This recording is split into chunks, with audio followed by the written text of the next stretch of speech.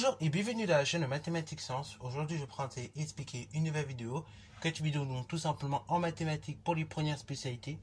Et dans cette vidéo de mathématiques pour les premières spécialités, je vous propose tout simplement une deuxième vidéo dans laquelle on va apprendre à démontrer qu'une fonction est dérivable et surtout à calculer un nombre dérivé. Ok? Alors, du coup, deuxième fonction, donc la fonction de l'exercice 30. Alors là, la question est un petit peu plus directe. Ok? La question 2, je vous laisserai la faire chez vous. Je vous laisserai faire la manip tout seul sur la calculatrice. Je vous montrerai juste le résultat qu'on obtient quand on fait la manip quand même. Mais je vous laisserai faire la manip. Ok? Parce que là, c'est plus intéressant ici à voir et à commenter donc. Mais néanmoins, donc voilà. Ok? On va quand même essayer de faire les choses ensemble. Notamment la question numéro 1 qui est très intéressante. Ok? Bravo. Alors du coup, je vous laisse mettre la vidéo en pause déjà pour réaliser cet exercice. Et ensuite, on va tout simplement corriger. Sur ce donc, correction. Alors du coup, deux questions. Plus direct encore une fois, dans les contrôles vous verrez, hein, parce que là j'ai prévu du coup de vous montrer une vidéo, enfin fera une vidéo où je vais corriger l'interro, enfin du moins un extrait d'interro, et donc je vous montrerai un petit peu comment ça marche dans les contrôles, dans les interros, dans les choses comme ça, ok? Parce que bah, c'est à peu près la même chose, sauf que là c'est encore plus direct, ok? Donc il faut être à l'aise avec ces choses-là. Et donc du coup on a deux questions, on a une fonction déjà qui s'appelle k de x, enfin qui s'appelle k, on nous donne l'expression algébrique, donc là je vais noter k de x égale donc 5 sur x carré, on va en avoir besoin. Et on nous donne un réel h non nul distinct de 1. Ok, voilà, voulu. Et on nous demande de montrer que tout simplement le taux de variation de la fonction k entre 1 et 1 plus h est égal au nombre donné. Ok, donc là, bah, tout simplement, si je veux calculer le taux de variation de ma fonction k, donc entre 1 et 1 plus h, bah, il faut déjà que j'ai f de 1 et f de 1 plus h. Et après, je vais appliquer ma formule. Donc, c'est parti mon kiki. F de 1, bah, c'est l'image de 1 par la fonction. Donc, c'est 5 sur 1 au carré, c'est-à-dire 5 sur 1, c'est-à-dire 5. Fin de l'histoire. Maintenant, f de 1 plus h. Ça me donne la chose suivante. Donc, ça fait 5 sur la valeur de x, que j'élève au carré, c'est-à-dire 1 plus h, le tout au carré. Alors, vous allez me dire, oui, mais dans ce cas-là, après, est-ce que je peux développer? C'est une question qu'on va me poser souvent et que vous allez vous poser souvent. Donc, en général, tout ce qui est au dénominateur, en tout cas en algèbre, on ne développe pas. On ne développe pas parce que tout simplement, vous verrez dans le chapitre suivant qui va suivre, donc quand on va étudier tout ce qui concerne les variations des fonctions, on va passer donc par la dérivée et on va avoir besoin souvent d'avoir les résultats sous forme souvent factorisé, ok, pas vous. Donc en général, en algèbre, enfin en analyse plutôt, on essaie de garder les résultats sous forme factorisée, comme ça après c'est plus facile d'étudier les signes et derrière peut-être les variations, ok. Donc on va laisser ça comme ça, et puis là en plus ça va être plus simple de laisser ça comme ça, afin de mettre au même dénominateur, vous allez comprendre tout de suite pourquoi. Donc maintenant je calcule le taux de variation entre 1 et 1 plus h, donc ici taux de h est égal à la chose suivante, c'est donc tout simplement f de 1 plus h. Ok, moins f de 1, le tout divisé par h. Taux de h est donc égal à la chose suivante. Donc f de 1, donc là on va garder la place pour le coup. F de 1 plus h, bah du coup c'est 5 sur 1 plus h, le tout au carré, moins, donc tout simplement f de 1, donc c'est-à-dire moins 5. Le tout divisé par h. Donc là, quel est le dénominateur? Donc là, la question que vous allez vous dire, il faut que je réduise le numérateur. C'est la chose normalement qui doit vous passer tout de suite par la tête.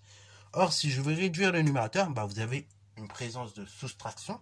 Donc, il faut que pour soustraire des fractions, il faut quoi? Il faut tout simplement que je puisse avoir le même dénominateur. Vous avez suivi. Donc, en fait, taux de h est égal à la chose suivante. Donc, c'est égal, du coup, à 5 sur 1 plus h, le tout au carré, moins, et là, en fait, je vais tout simplement mettre au même dénominateur. Là, ici, qui est le dénominateur commun entre 1 plus h, le tout au carré, et 1, juste 1, et bien dans ce cas-là, c'est tout simplement 1 plus h tout au carré. Ou le produit des deux, c'est-à-dire 1 plus h tout au carré.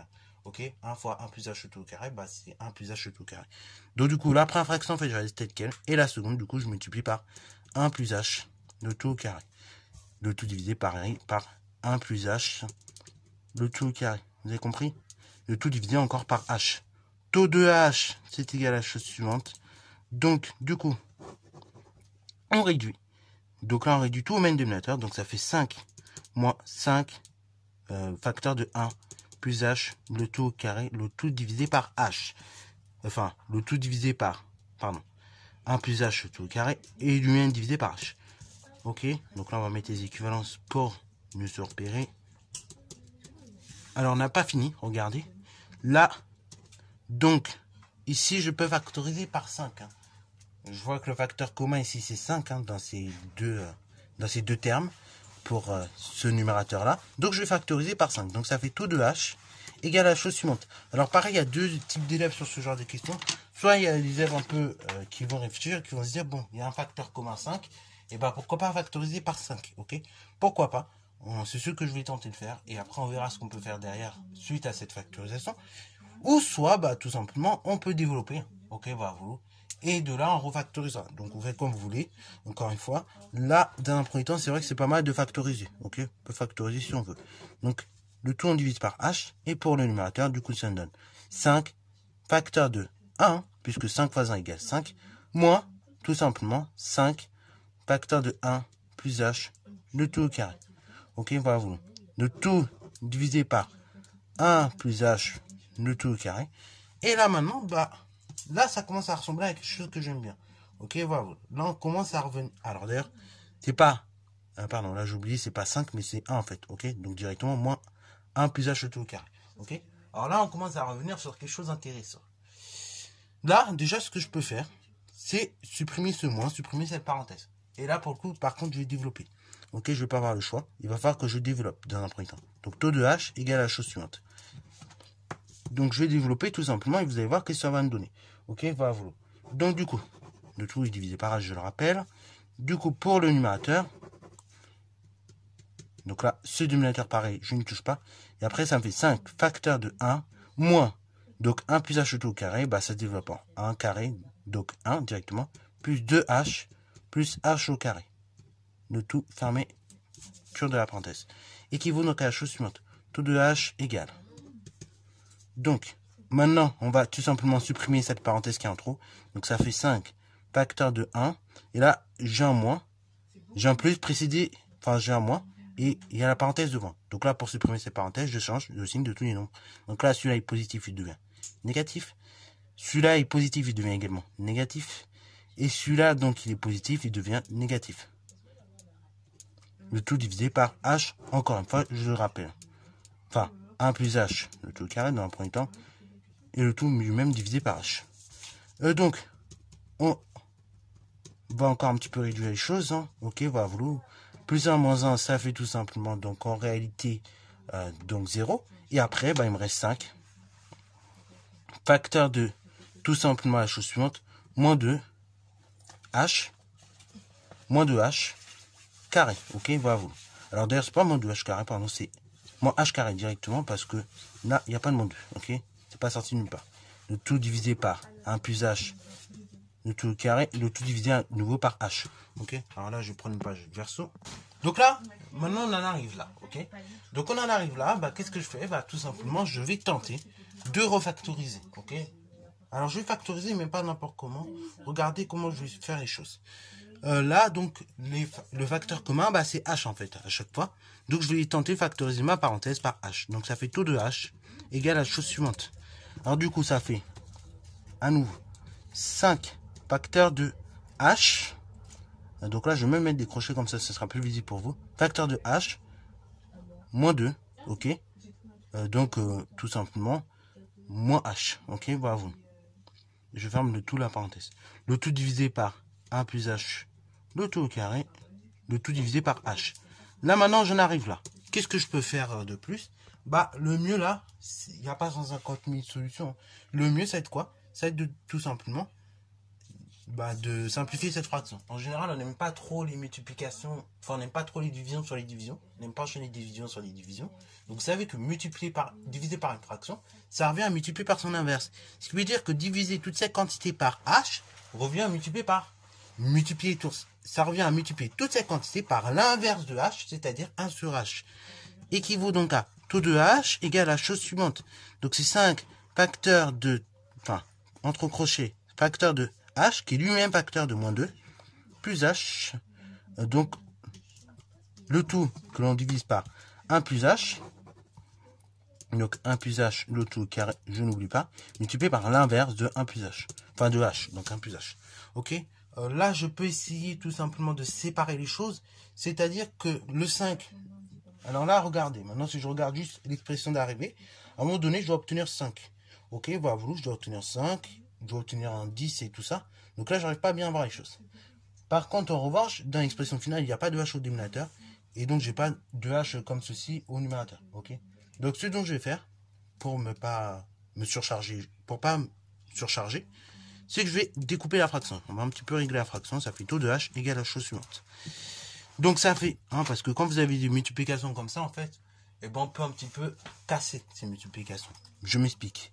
C'est-à-dire que on va laisser, d'une part, 5, tout simplement, que l'on va multiplier par, tout simplement, H, enfin, qu'on va multiplier par, pardon, non pas par H, mais surtout par, tout simplement, moins 2, plus H. Ok, bravo. Le tout divisé par 1 plus H, le tout au carré. Et ceci donc, multiplié par 1, bah, c'est comme si je faisais rien, en fait. Ceci donc, et bah, je multiplie, ça va être encore multiplié par H, qui va être divisé par H, ok? C'est bon? Donc, je réexplique à nouveau. Là, ce que je fais quoi? En fait, ceci, ce 5, il va multiplier, bah, déjà, toute cette partie. Il va multiplier ce nombre-là et cette partie-là. Ok? Donc, je disais, on a une fraction de ce type-là, on n'a que des multiplications, donc ça qui est multiplié par ça, qui est multiplié par ça, ok? Et là, pareil, et bah, cette partie-là est multipliée avec cette partie-là. Donc, qu'est-ce que je vais faire?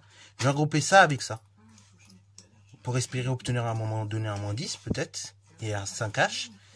Et par contre, là, le H qui me dérange, je vais le regrouper avec ce H-là, ok? Voilà. Et cette partie-là, je regroupe avec cette partie-là, ok? Et là, du coup, je multiplie par H, je divise par H, ok? Voilà. Donc, du coup, il me reste rien, il me reste 1. Et après, du coup, taux de H égale la chose suivante. Donc, c'est égal à 5 facteurs de moins 2 plus H, le tout divisé par 1 plus H, le tout au carré. On continue le travail, on a presque terminé. Taux de H égale la chose suivante. Donc là, le 5, je distribue à toute ma parenthèse, donc ça fait 5 fois moins 2, c'est-à-dire moins 10. Et après, 5 fois H, c'est-à-dire 5H. Le tout divisé par 1 plus H, le tout au carré. Donc là, l'expression, c'était donné dans l'autre sens. Ok, voilà. Alors d'ailleurs, petite remarque, attention, ça aussi, ce sont des erreurs qui peuvent être graves. Donc là, effectivement, on a gardé moins H ici. Donc pour que ça soit cohérent, on met moins H. Et du coup, en fait, comme c'est un moins et pas en plus, du coup, 5 fois moins H, bah, ça fait tout simplement moins 5H. Après, on continue. Donc, pour que ça corresponde avec ce qui était donné, bah, du coup, en fait, on peut l'écrire comme moins 5H, moins 10, le tout divisé par 1 plus H, le tout au carré. Donc là, est-ce que ça correspondrait bien?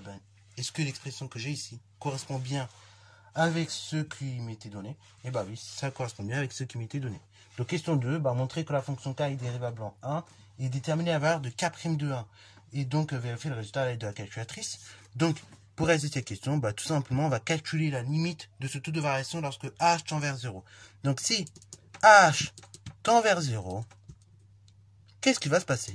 Et bah, tout simplement, toutes les quantités moins 5h, bah, c'est comme si je me multiplie n'importe quel nombre par 0, j'ai déjà dit, ça fait 0. Il restera donc moins 10. Et au dénominateur, bah, du coup, 1 plus h tout au carré. H tend vers 0. Et donc, du coup, il me reste juste 1 au dénominateur. 1 au carré, bah, ça fait 1. Et du coup, moins 10 divisé par 1, bah, ça fait tout simplement moins 10. Ainsi, donc, si h tend vers 0, taux de h tend vers, tout simplement, moins 10. Donc, f est dérivable. Et f', enfin non, c'est pas f', mais bon, c'est pas grave.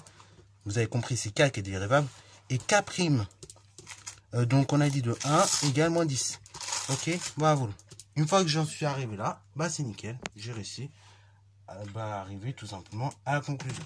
Donc là, pareil, pour la manipulation sur la calculatrice, je vous montre rapidement le résultat que ça donne. Et après, bah ça sera nickel. Alors du coup, quand on vérifie avec la calculatrice, on obtient ceci. Alors vous allez dire, waouh, attends, il y a un problème. Moi, je obtenais pile moins 10, et là, il obtient moins 10,002. Alors oui, là, c'est déjà un problème qui n'est plus mathématique, mais qui est informatique.